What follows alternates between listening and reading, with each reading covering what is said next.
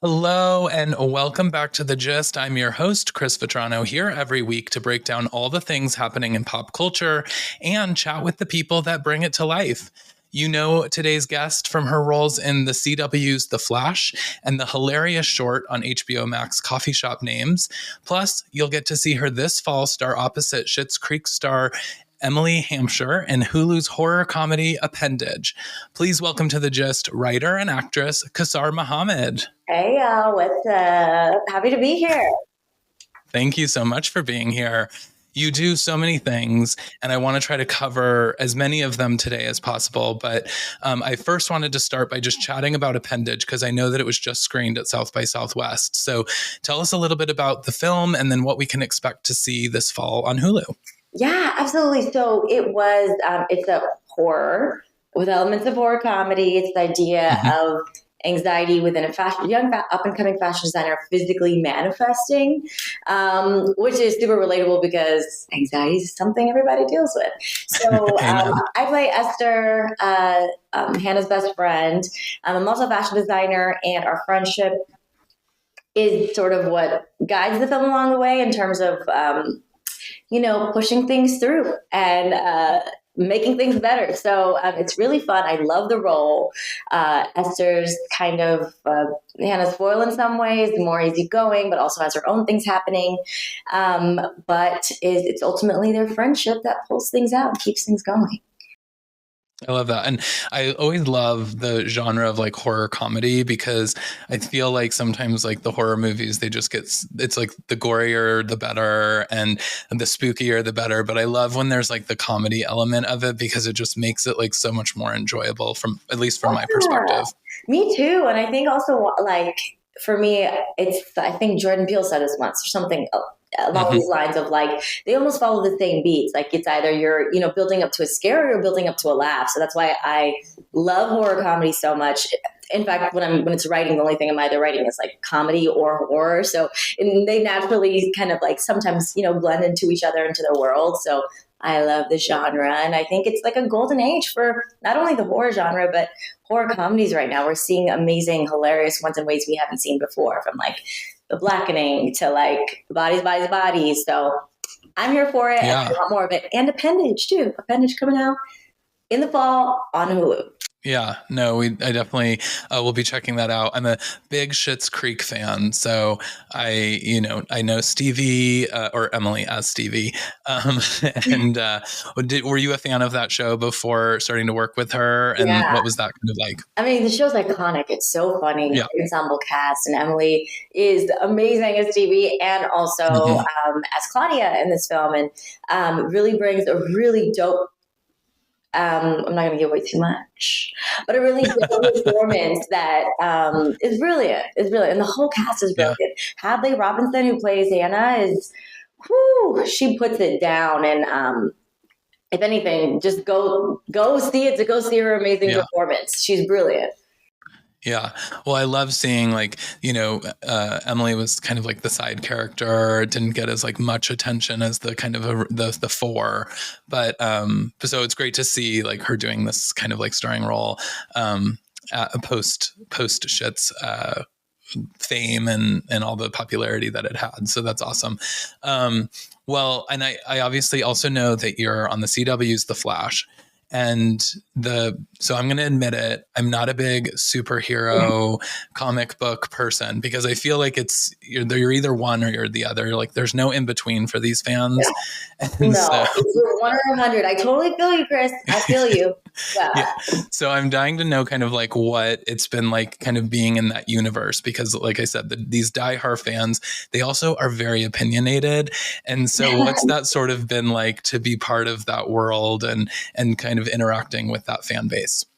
Yeah, definitely. So I played Dr. Meena Dhawan, essentially her character's fast track in the DC world.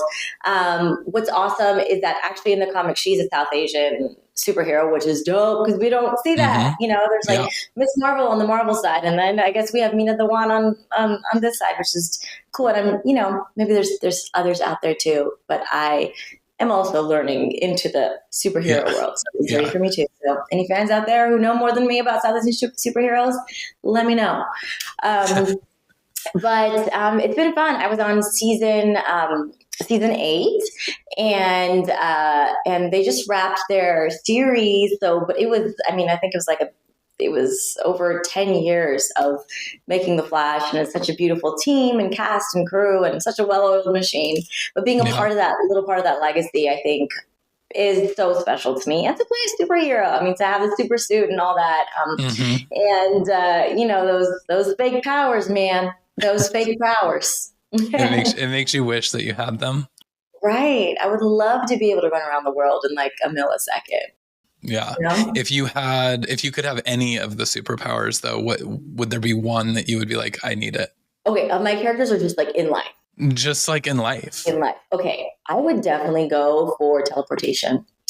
Thought long and hard about this. I just think it's great utility. You know, you could do a lot of things, go anywhere you want. So I'm going to say teleportation. It's also like kind of practical. You know, it's kind of nice to not have to drive places. So I don't know if I'll do like a lot of superhero stuff with them, or I would just like do day-to-day stuff, like here to Trader Joe's back home. But it's avoid the parking lot. Or like avoid any parking garage. Yeah, amazing. No, yeah, just no one needs a parking garage. I mean, yeah. Then you would have like no excuse for being late anywhere, unfortunately, because people would know. Well, you know how it is, right? It's like when you're like, oh, when I'm 3 minutes away from something, that's when I show up late, versus like, oh, if I know I'll have a drive, I'll be there 15 minutes early. So that'll mess me up for life. Yeah. I feel like people are always, they always are like, oh, traffic is really bad, so I'm running a little bit late, but really they haven't left their house yet. Right. And they just like use that excuse. You wouldn't have that if people knew you had that superpower. I know. So I would want teleportation, but I want no one to know I have teleportation. So that makes sense. To be there on the no. But hopefully I would. Hopefully I try to be on time as much as I can. Yeah, no, for sure.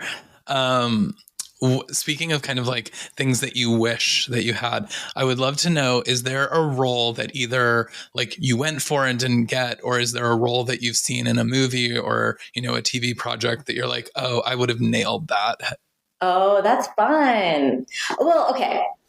I don't know about, I don't know. Well, what I can say is when you first asked the question, like dream role wise, if there was one thing where I was like, I just cannot like putting it out.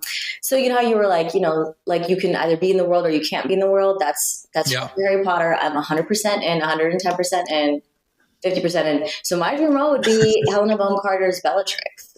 That for me is like, I love her in general. I love her roles. I love her career. So I don't know. I want like a slightly kooky villain with Slytherin tendencies character.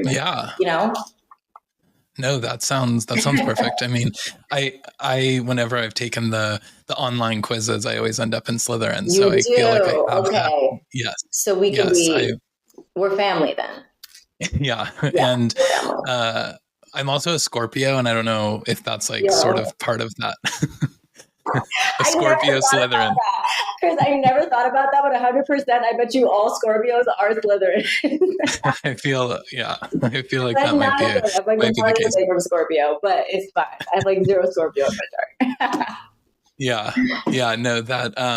No, that's a good one. I think, it's those kind of epic roles, and I kind of love too, like it's one that has a lot of impact, but it wasn't like the star, because I thought you were going to say Harry. I mean, you might as well have just been like, that too. But I just want to be like evil, Maybe because I have 0 Scorpio in my life, in real life, I just want to play that.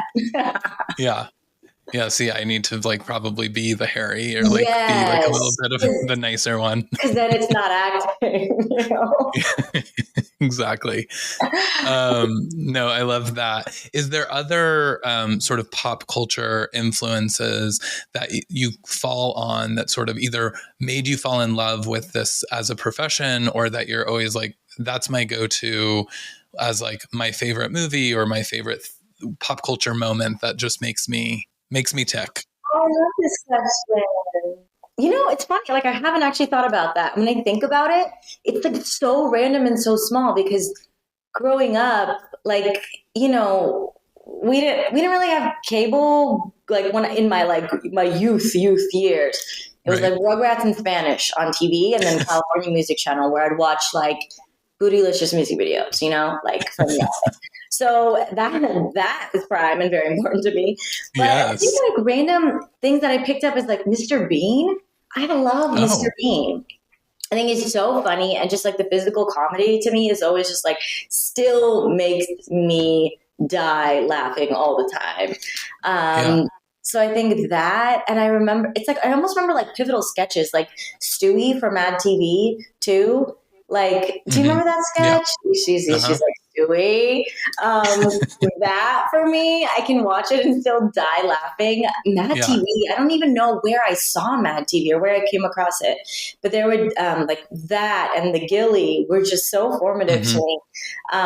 And I think maybe looking back, I think that's why maybe I ended up doing so much sketch comedy in my life, or do sketch comedy in my life. Yeah. So I think those, and then also I think, this for me and probably a lot of other people, The Office. I just love a show with an ensemble cast, and even just the Hmm. mockumentary fashion to me, or that realistic, grounded characters. I am always like I'm dead. I'm dead. It has Yeah. me. Yeah. It's I feel like Coffee Shop Names has like a bit of that sort Mm, of feel, where it's like this real, they take this like real, situation of The Office. Like some of those characters, yeah. you're like, oh well, I've like worked with those people, or like known people that have worked with those characters, and there's not a lot to them in terms of like that makes them flashy for TV. Right. It's like it's just they're these normal people that are in an office, but they've done it in a way that makes it feel magic. Yeah, and just like the character quirks, and just I mean, I think it's an attribute of Office being brilliantly written too. But yeah, it's so fun. Yeah. Well, and I know representation is a big thing for you, and that you are a huge advocate for diversity and inclusion. So I imagine that like also there were things that you were drawn to because of that when you were young. I mean, you mentioned even just like the Bootylicious, and I mean The Office being like this ensemble cast that did truly like have representation in a way that we don't always see. And especially like I look back at some of my influences growing up, it was like, Clueless was my, favorite Mm, movie.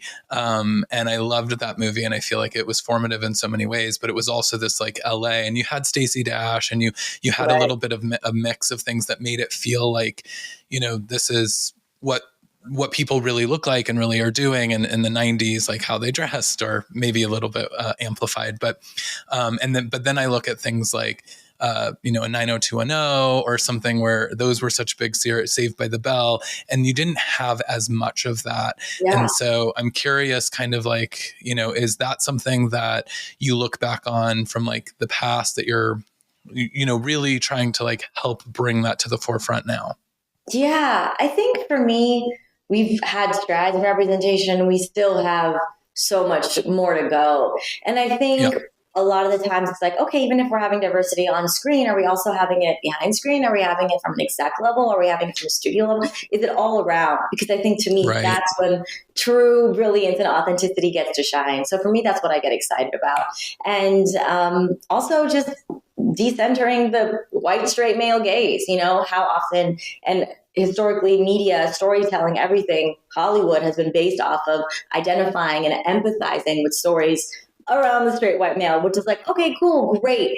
And also, what are the implications of that when we cannot empathize with the black trans Muslim person who also Hmm. exists? So it's like I think there's a real power and impact in putting our stories at the forefront, and not only at the forefront of the camera, but full 360 support on all around. So that's what I'm excited about. Not only what I'm excited about, but it's also what I want to watch. And it's also, Hmm. to me, what is pushing the boundaries and is going to be the future of storytelling. Shouting out, films like Joyland right now. I just went to South by and saw Mustache. And I mean, and there's so many more stories out there who are not, not just specifically South Asian representation, but anything that has been like historically and traditionally marginalized in our community. Like those are the stories I want to see, because those are the stories I haven't seen.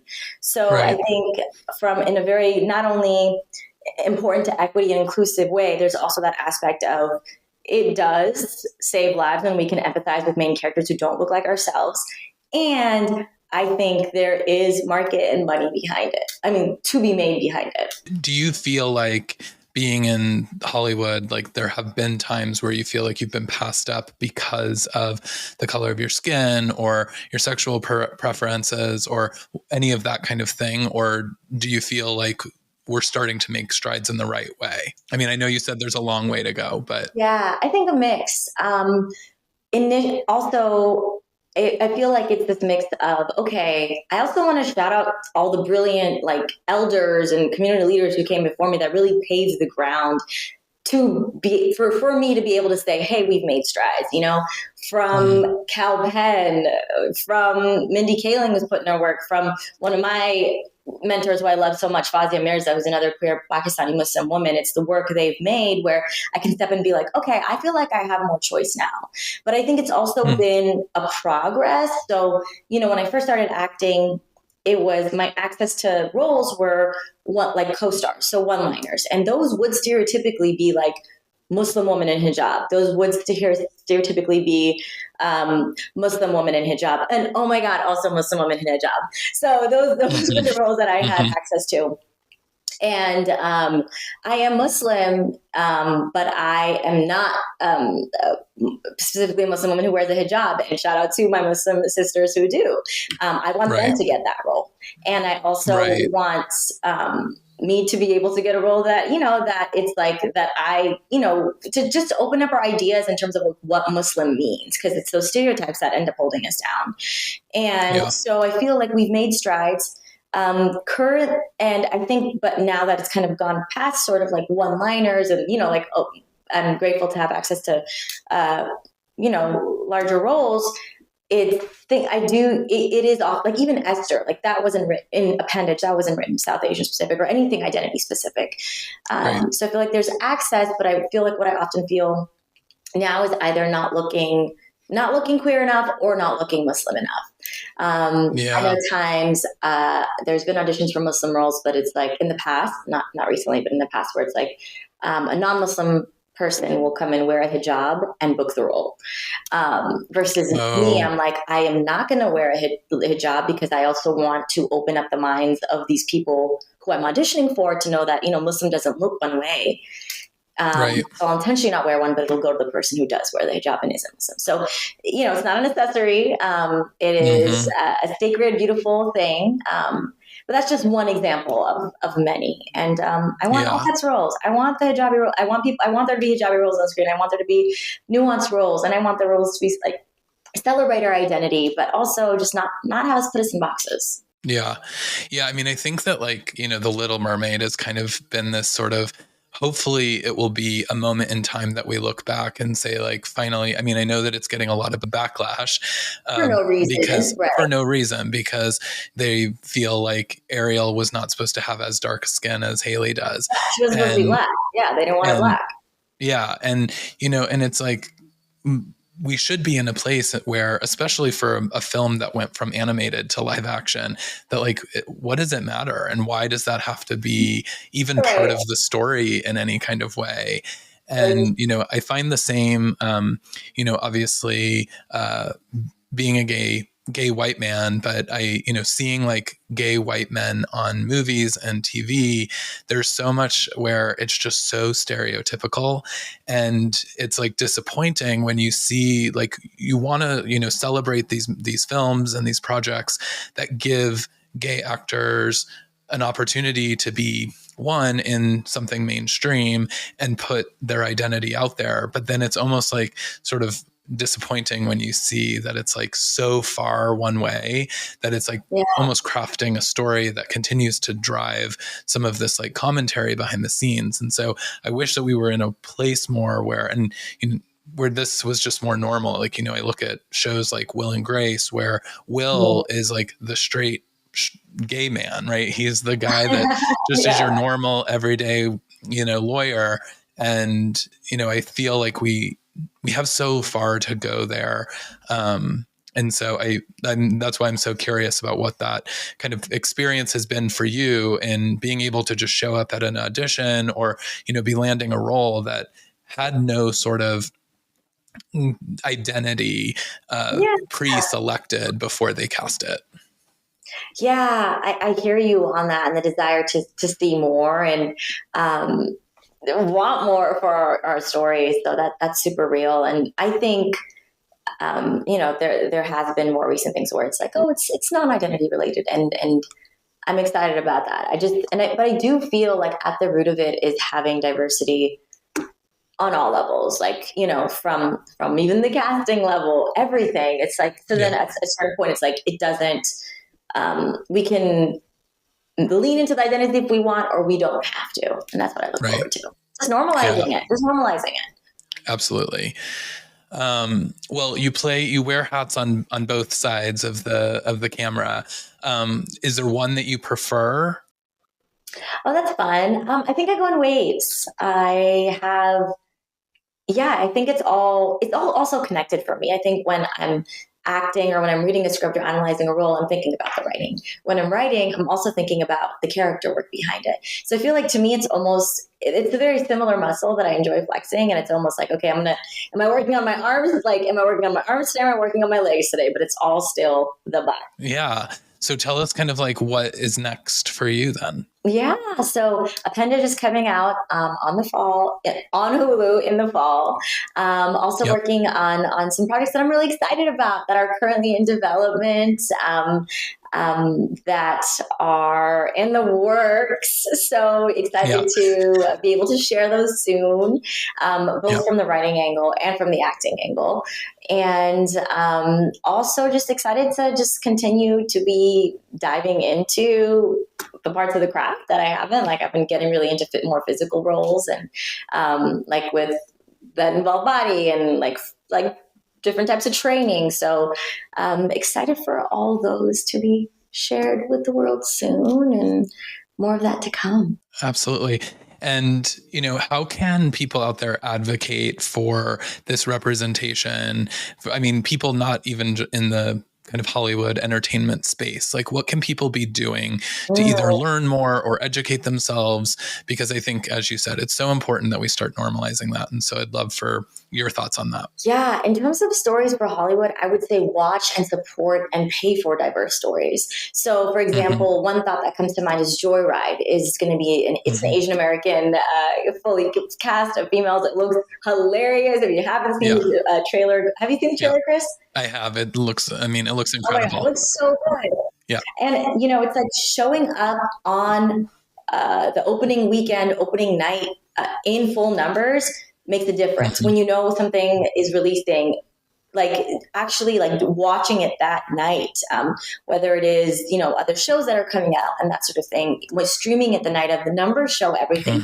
Numbers tell people, the higher ups, that, hey, this is in demand, we want to watch it. And unfortunately, so much amazing, brilliant, well done content gets lost because, the numbers aren't there. Right. So I think one thing is, if you want to see more diverse stories, support those stories, like tweet about those stories, tell a friend to watch those stories. If you see an indie you love on one of your streaming sites, tell someone to watch those. For example, like India Sweets and Spices, Turban, Donkey Head, those are two brilliant indie films by South Asian female writers. Just like watch and spread and tell people to write it. And then in terms of education, I would say there's so much education on the internet, so many books available. I also have a racial equity and gender equity consulting group that I co-founded back in 2017 called Schitt Consulting. We're at Schitt Consulting Co. on Instagram. Check it out if you want more resources. Perfect. Yeah, I think, it is really important. And the numbers is such an, interesting thing that I personally don't think of as much. I mean, obviously you hear box office, and you like see when someone didn't make their, budgets in the opening weekend and everybody considers it a flop. And then it sort of ends in this spiral where when it hits streaming, then people are talking about it flopping. And then it's like, do I even really want to watch that? And it has such a downward spiral. And it's so interesting because I've been having a lot of musical folks on the podcast, and they've been talking a lot about TikTok, and it's the same thing of like, there's these great artists that are making incredible music, but the labels right now are like, if you can show us the numbers on your socials, then we'll continue to promote it. But it's like, but if you're not paying to help me promote it, then how am I going to get those numbers? And it's this like crazy cycle that we're in. And I didn't really tie it back to kind of the film and television space the way that you did. And so, yeah, it's important to watch those things, not just, tune in when it feels convenient, but like really start making a date to like support these projects and tune in when they first come out. Yeah. And showing up for, and I think, when you're also like within group, if like, I think representation anxiety is a thing, Chris, like you were saying, you want to see more queer roles, but often when you see them, they're not what you want to see. Yeah. And I think we feel that way often when it's like, we only get one shot. We only have this shot. So this shot has to be right.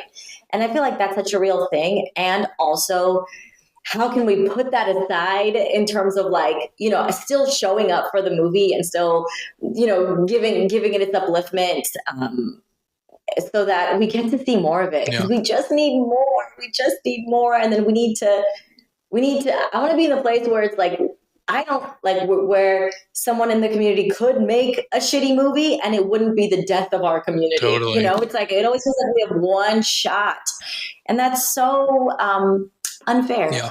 That is not only that, but it's just a testament to who is allowed to fail and who's not allowed to fail. Yeah. So I look forward to the day that we have a shitty movie, that we can have a shitty movie and it's okay. Yeah. No, it's very true. And I think, unfortunately, I feel like Bros was kind of that in this last year, where there was so much about how it was the first mainstream, gay romantic comedy. And then when it wasn't like showing up, it was like, even the actors and stuff were getting panned for some of their reactions to the way that they were reacting to how the public was reacting. And it ended up feeding like a really negative sort of stereotype within our community that really at the end of the day, whether we loved the movie or didn't, like we should have shown up to at least support it, to send that message that we want more of that. Right. And I feel that way about like South Asian content and Muslim content. So I feel like it's just like, it's one of those things where it's like, slow steps, but believing that, when a community is in solidarity around something, that's when movement is made. So, but I'm excited and I feel like we are moving towards that. We're moving towards that and baby steps. Yeah. I'm optimistic. Yeah. I mean, I love that. And, I love the conversation about representation. And so I appreciate you sharing that with me today. Cause, as I said, I'm not always the right person to have those kind of conversations, but I love to hear from folks that are what their experiences are, and then also how to kind of get involved and support it. Yeah. I mean, I'm not the right person. We're all learning, we are all learning. Yeah. As long as we always like know that it's a safe space to learn together and make mistakes when we do. But yeah, well, I am so excited to see Appendage because like I said, it's like right up my alley, and I can't wait to check it out on Hulu this fall. But in the meantime, I know you mentioned Shift, but where can people find you to find out more about these upcoming projects and just connect with you? Yeah, absolutely. So I'm at Kausar the Person on Instagram and Twitter. So it's Kausar the Person. I love that. Well, awesome. We'll do that. And thank you so much for coming by today and sharing your story and sharing about some of the projects that you've been on. It was wonderful to meet you, and I look forward to continuing to follow all the things that you're doing. Yeah, thanks so much, Chris, for having me on. It was so lovely talking to you, and just glad to be able to be chatting, and appreciate you having me on. Awesome. Well, thanks to all of you for listening. Don't forget to rate and subscribe so you never miss an episode of The Gist. You can follow me at CM Vetrano on Twitter and Instagram. And as always, tune in next week for more amazing content on pop culture. Or you can go to listenitsvetrano.com. And until next week, have a great weekend. And thanks so much for tuning in. Bye.